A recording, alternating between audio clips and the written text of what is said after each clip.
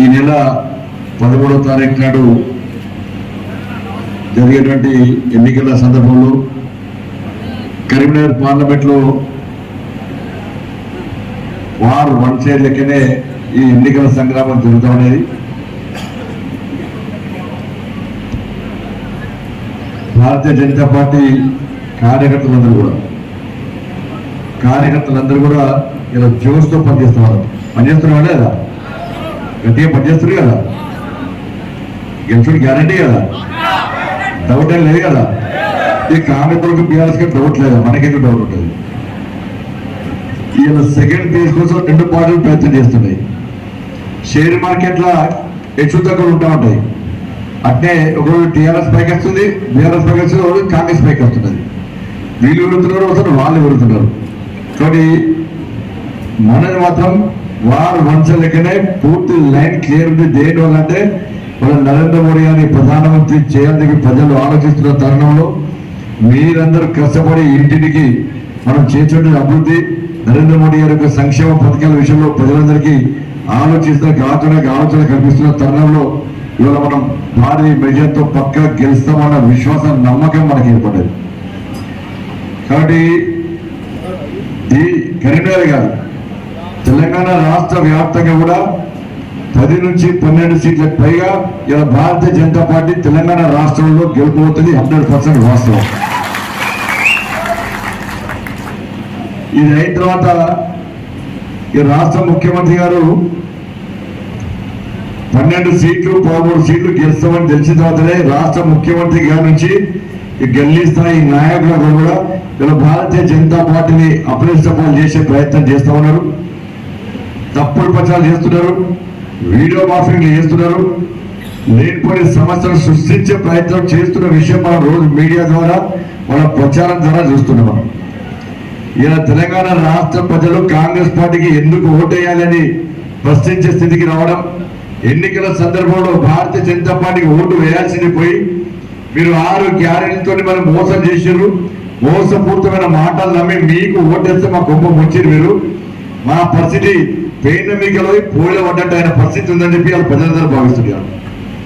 ఏరికైనా Congress party కార్యకర్తలు గతంలో మొన్నటి వరకు కూడా కరపత్రం పట్టుకొని జెండా పట్టుకొని కండువ వేసుకొని తిరిగితే మీకు ఎందుకు ఓటేయాలి? 6 గ్యారెంటీలు ఇస్తా అని చెప్పి మీరు హామీ ఇచ్చి మోసం చేశారు.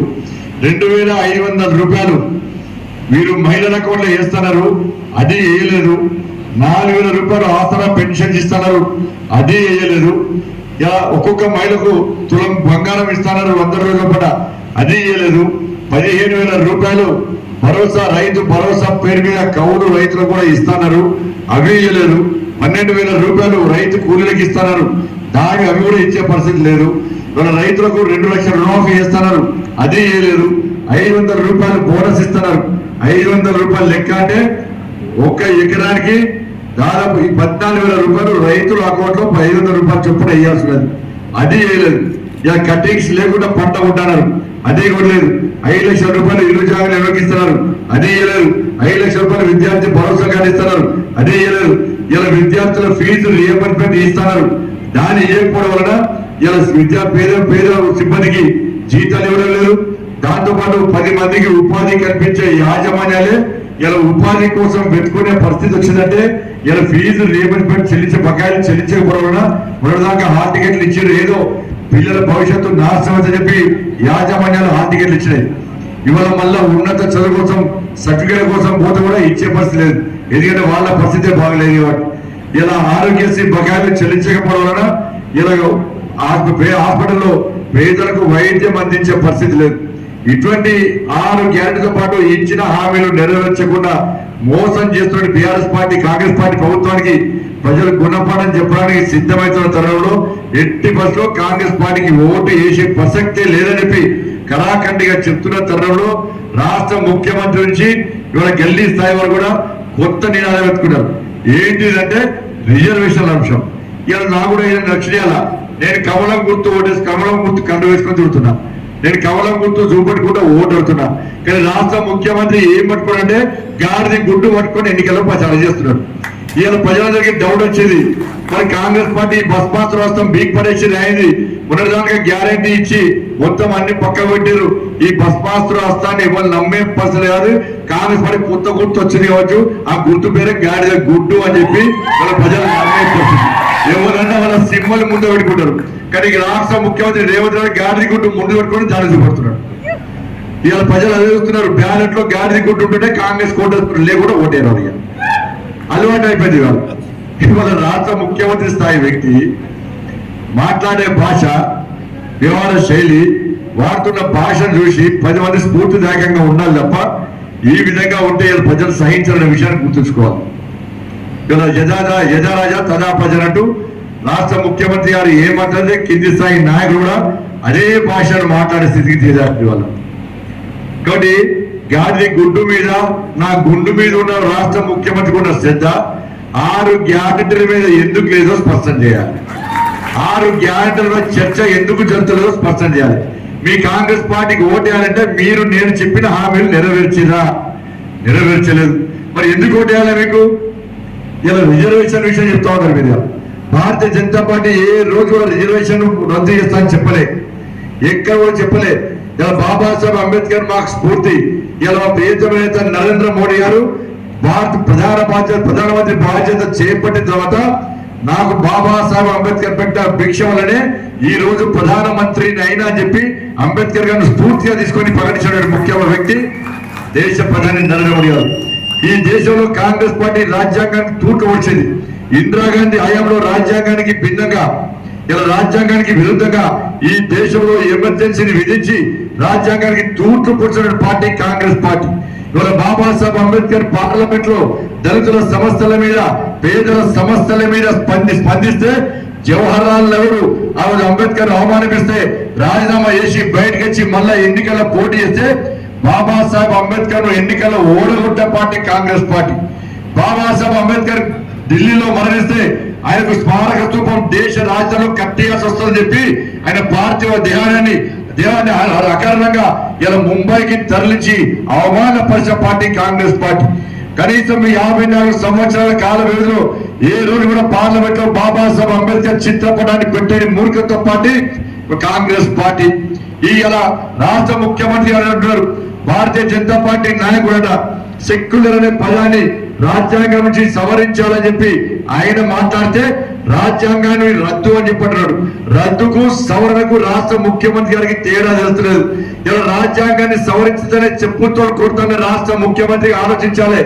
54 సంవత్సరాలు కాంగ్రెస్ పార్టీ పాలనలో 100 సార్లు రాజ్యాంగాన్ని మార్చిన పార్టీ కాంగ్రెస్ పార్టీ.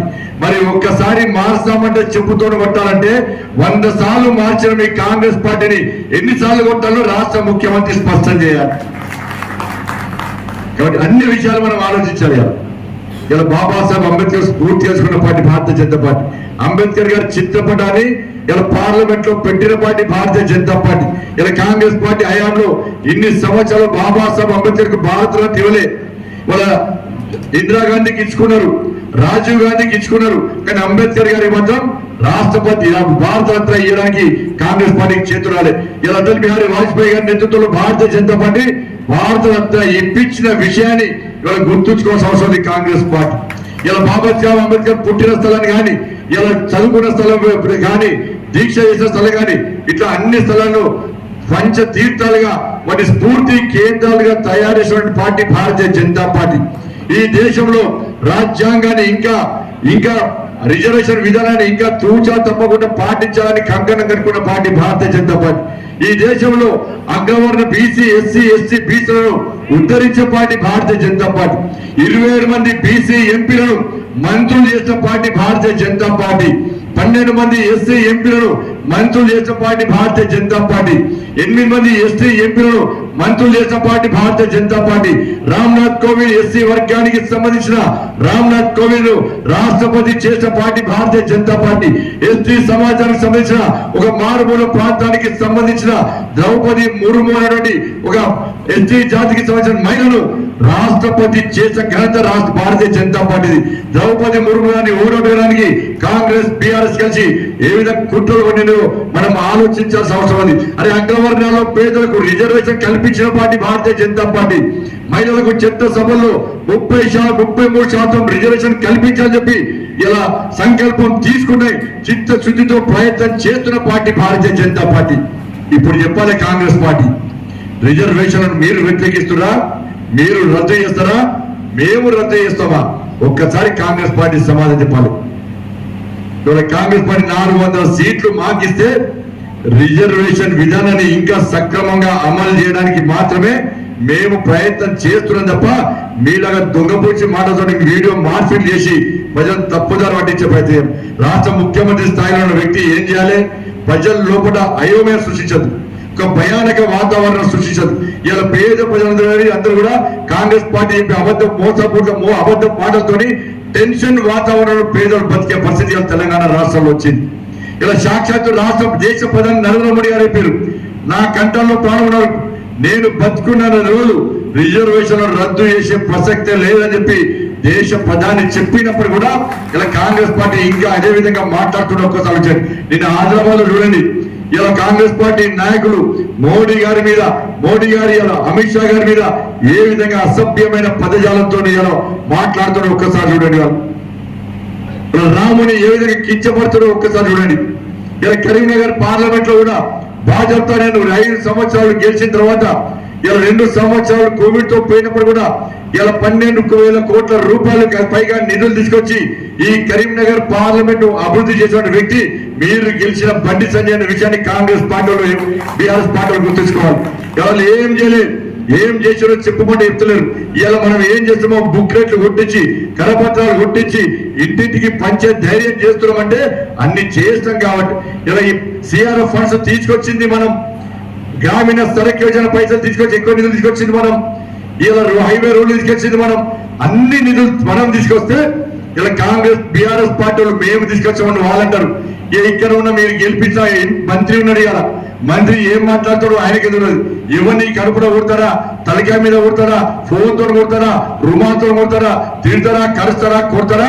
ఇలా కాంగ్రెస్ పార్టీ కార్యకర్తలు సెక్యూరిటీ పెట్టుకొని పోయే పరిస్థితి ఈ కరీంనగర్ ఈ ముస్లామాబాద్ లో వచ్చిందన్న విషయాన్ని ఒక్కసారి గుర్తుంచుకోండి. అన్ని చేసింది మనం. ఇలా మనమే కాదు, బీఆర్ఎస్ పార్టీ సర్పంచులు కానీ కాంగ్రెస్ పార్టీ సర్పంచులు కూడా ఇవాళ ప్రచారం చేస్తున్నారు. ఇవాళ చాలా మంది సర్పంచులు భారతీయ జనతా పార్టీలో చేరేదంటే అన్నా మేము నరేంద్ర మోడీ గారు ఇచ్చిన నిధుల వల్ల ఎంతో అంతో తలెత్తుకొని తిరిగినాం, ఇవాళ మేము గల్లె వేసుకొని ఇంతో అంత తిరుగుతున్నాం అంటే నరేంద్ర మోడీ గారు మా గ్రామ పంచాయతీలకు నిధులు ఇచ్చింది కాబట్టి మా పరిస్థితి. కానీ బీఆర్ఎస్ పార్టీ ఒక్క పైసా ఇవ్వకపోవడం వలన వాళ్ళని నమ్మి మేము అభివృద్ధి పనులు చేస్తే ఇవాళ మా బతుకులు బర్బాద్ అన్నాయి.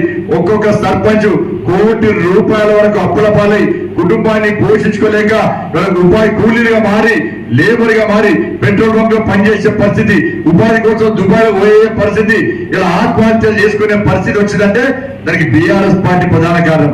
ఇలా బీఆర్ఎస్ పార్టీ అంబేద్కర్ అవమానపరిచే పార్టీ బీఆర్ఎస్ పార్టీ. ఏ రోజు కూడా రాష్ట్ర అప్పుడున్న ముఖ్యమంత్రి కేసీఆర్ బాబాసాహెబ్ అంబేద్కర్ జయంతి వర్ధంతి కార్యక్రమం రాలే.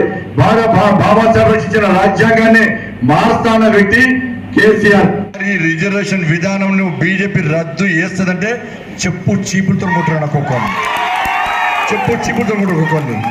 సిగ్గుండాల కొంచెమన్నా అరే రిజర్వేషన్ అమలు చేసేదే మేము, అంబేద్కర్ స్ఫూర్తిగా పోయేదే మేము, ఏదో పడితే ఆడగా ఏదో తప్పుడు చేయాలి. అరే ఆరోగ్యాన్ని చర్చ జరగాలి ఫస్ట్,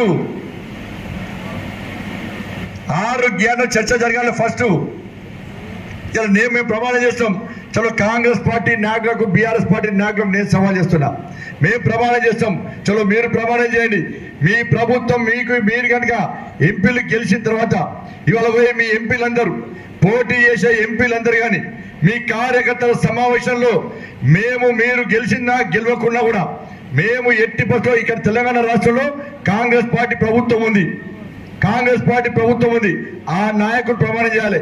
మేము ఎట్టి పరిస్థితుల్లో రాజ్యాంగానికి విరుద్ధమైనటువంటి కోర్టు తప్పు పట్టినటువంటి మతపరమైన ముస్లిం రిజర్వేషన్ బిల్లును ఎట్టి పరిస్థితుల్లో తీసుకురాం, మేము పేదోళ్ళ కొట్టమని చెప్పి కాంగ్రెస్ పార్టీకి ప్రమాణం చేసే దమ్ముందా? ఇలా నేను సవాల్ చేస్తున్నా. ఇలా ఏది ముఖ్యమన్నా, ఇలా రిజర్వేషన్ అమలు చేసేది మనం, రాజ్యాంగానికి గౌరవించేది మనం. ఇలా కావాలనే తప్పుదో పట్టించి ఇలా ప్రజల్లో అయోమని సృష్టించే ప్రయత్నం చేస్తే తప్ప తప్పకుండా అడ్డుకోవడానికి భారతీయ జనతా పార్టీ కార్యకర్తలు సిద్ధంగా ఉన్నారనే విషయాన్ని కాంగ్రెస్ పార్టీ నాయకులు గుర్తుంచుకోవాలి.